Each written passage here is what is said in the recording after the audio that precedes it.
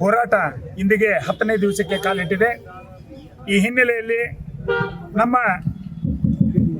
ಕಾಂಗ್ರೆಸ್ನ ಮಹಾನಗರ ಪಾಲಿಕೆ ಸದಸ್ಯರು, ನಾನು ಧಾರವಾಡ 71ರ ಬ್ಲಾಕ್ ಅಧ್ಯಕ್ಷ, ನಮ್ಮಲ್ಲಿ ಬರುವಂಥವರು 4 ಜನ ಚುನಾಯಿತ ಪ್ರತಿನಿಧಿಗಳು, ಒಬ್ಬರು ನಾಮನಿರ್ದೇಶಿತ ಸದಸ್ಯರು, 5 ಜನ ಇವತ್ತು ರಾಜೀನಾಮೆಯನ್ನು ತಮ್ಮ ಸಾಮಾನ್ಯ ಸದಸ್ಯತ್ವ ಹಾಗೂ ಮಹಾನಗರ ಪಾಲಿಕೆಗೆ ರಾಜೀನಾಮೆಯನ್ನು ನೀಡಿದ್ದಾರೆ.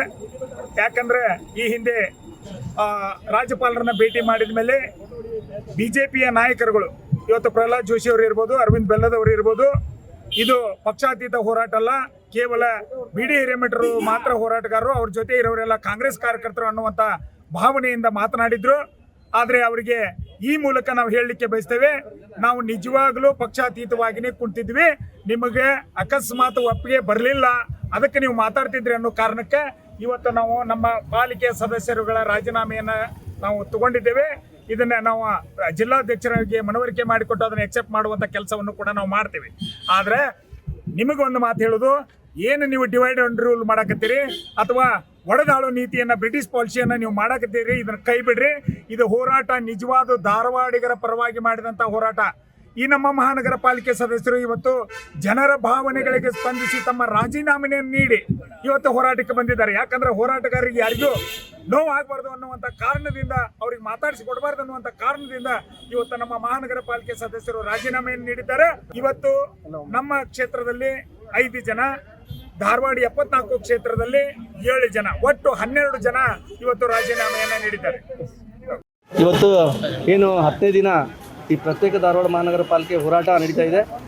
ಇವತ್ತು 10ನೇ ದಿನದಂದು ಏನು ನಿನ್ನೆ ಸ್ಥಳೀಯ ಶಾಸಕರು ಅರವಿಂದ್ ಬೆಲ್ಲದವರು ಒಂದು ಸ್ಟೇಟ್ಮೆಂಟ್ ಕೊಟ್ಟು ನಮ್ಮ ಪಕ್ಷದ ಪಾಲಿಕೆ ಸದಸ್ಯರುಗಳಿಗೆ ಮತ್ತು ಅನೇಕ ಮುಖಂಡರುಗಳಿಗೆ ನೋವಾಗುವ ರೀತಿ ಏನು ಪ್ರಾಮಾಣಿಕವಾಗಿ ಹೋರಾಟದಲ್ಲಿ ಪಾಲ್ಗೊಂಡು ಅವರು ಹೋರಾಟಗಾರರ ಬೆನ್ನಿಗೆ ನಿಂತು ಅವ್ರಿಗೆ ಶಕ್ತಿ ಕೊಡುವಂಥ ಕೆಲಸ ಏನು ಮಾಡ್ತಾಯಿದ್ರು, ಅಂಥವ್ರಿಗೆ ಅವರು ಒಂದು ಸ್ಟೇಟ್ಮೆಂಟ್ ಕೊಟ್ಟರು. ನಿನ್ನೆ ಏನು BD ಹಿರೇಮಠರು ಬಿಟ್ಟರೆ ನೀವೆಲ್ಲ ರಾಜಕಾರಣ ಮಾಡಕತ್ತಾರ ಅನ್ನುವಂಥದ್ದು ಹೇಳಿದರು. ಅದಕ್ಕೆ ಬಹಳಷ್ಟು ಮನನೊಂದು ಪಾಲಿಕೆ ಸದಸ್ಯರು ಪ್ರತ್ಯೇಕ ಮಹಾನಗರ ಪಾಲಿಕೆ ನಮಗೆ ಬೇಕಾಗಿರೋದು ಅಧಿಕಾರ ಅಲ್ಲ, ಏನು ಧಾರವಾಡ ಜನ ನಮಗೆ ಮತ ಹಾಕಿ ಗೆಲ್ಲಿಸಿ ಪಾಲಿಕೆ ಸದಸ್ಯರನ್ನಾಗಿ ಮಾಡ್ಯಾರ, ಆ ಪಾಲಿಕೆ ಸದಸ್ಯರನ್ನಾಗಿ ಮಾಡದೆ ಈ ಧಾರವಾಡ ಜನತೆಯ ಋಣ ತೀರಿಸ್ಬೇಕಂದ್ರೆ ನಾವು ಇಲ್ಲಿ ಪ್ರಾಮಾಣಿಕವಾಗಿ ಒಂದು ಸಾಮಾನ್ಯ ಜನರಂತೆ ನಾವು ವೇದಿಕೆ ಕುಂದಿರ್ತೇವೆ.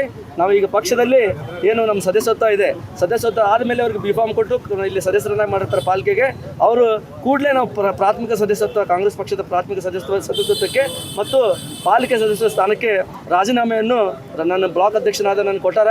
ಈ ಕೂಡಲೇ ನಾನು ಇದನ್ನು ನಮ್ಮ ಪಕ್ಷದ ವರಿಷ್ಠರಾದಂಥ ಈ ಜಿಲ್ಲಾ ಅಧ್ಯಕ್ಷರಾದಂಥ ಅಲ್ತಾಫ್ ಅಳ್ಳೂರವರು ಮತ್ತು DK ಶಿವಕುಮಾರ್ ಸಾಹೇಬರು ಈ ಗಮನಕ್ಕೆ ತೊಗೊಂಡ್ಬಂದು ನಮ್ಮ ಪಕ್ಷದ ಏನು ಸದಸ್ಯರುಗಳಿದ್ದಾರೆ ಪಾಲಿಕೆ ಸದಸ್ಯರುಗಳು 11 ಶಾಸಕರ ನಿಲುವನ್ನು ಅವ್ರಿಗೆ ಹೇಳಿ ಈ ಮುಂದಿನ ಬೆಳವಣಿಗೆ ಮಾಡ್ತೀವಿ ಅಂತ ಈ ಸಂದರ್ಭ. ಧಾರವಾಡ 71ನೇ ಕ್ಷೇತ್ರದ ಪಾಲಿಕೆ ಸದಸ್ಯರಾಗಿ 4 ಮಂದಿ ಚುನಾಯಿತ ಪ್ರತಿನಿಧಿಗಳು, ಒಬ್ಬರು ನಾಮನಿರ್ದೇಶಕರು. ಇವತ್ತೇನಾಗೈತೆ ಅಂದರೆ ಪ್ರತ್ಯೇಕ ಮಹಾನಗರ ಪಾಲಿಕೆ ಹೋರಾಟದಲ್ಲಿ ನಾವು ನಿರಂತರವಾಗಿ ಭಾಗವಹಿಸಿದ್ವಿ. ನಮಗೇನೈತಿ, ಧಾರವಾಡ ಜನತೆ ಋಣ ಐತಿ, ಧಾರವಾಡ ಜನತೆ ಆಸೆ ಐತಿ, ಅದನ್ನ ಅದು ಆಗಬೇಕು ಅನ್ನೋ ಒಂದು ಮನೋಭಾವನೆ ಇಟ್ಕೊಂಡು ನಾವು ಹೋರಾಟ ಮಾಡ್ತಿದ್ದೀವಿ.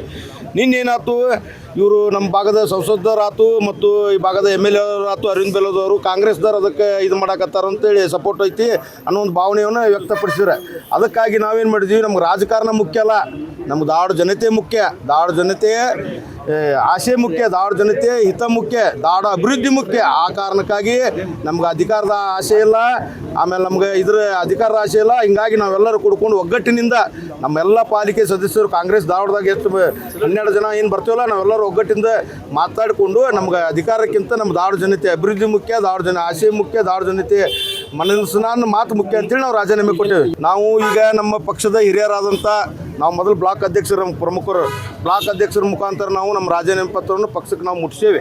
ಅದನ್ನೇ ಇಂತೆಲ್ಲ ಅವರು ಈಗ ಜಿಲ್ಲಾ ಅಧ್ಯಕ್ಷರಿಗೆ ಮುಟ್ಟಿಸಿ ಅದನ್ನು ಮುಂದೆ ವರಿಷ್ಠರಿಗೆ ಮುಟ್ಟಿಸ್ತಾರೆ. ನಾವು ಅದಕ್ಕೆ ಬದ್ಧವಾಗಿದ್ದೀವಿ. ನಮ್ಗೆ ಅಧಿಕಾರ ಮುಖ್ಯ ಅಲ್ಲ, ನಮಗೆ ಧಾರವಾಡ ಜನತೆಯ ಅಭಿವೃದ್ಧಿ ಮುಖ್ಯ ಅಂತೇಳಿ ನಾವು ರಾಜೀನಾಮೆ ಕೊಟ್ಟೇವೆ.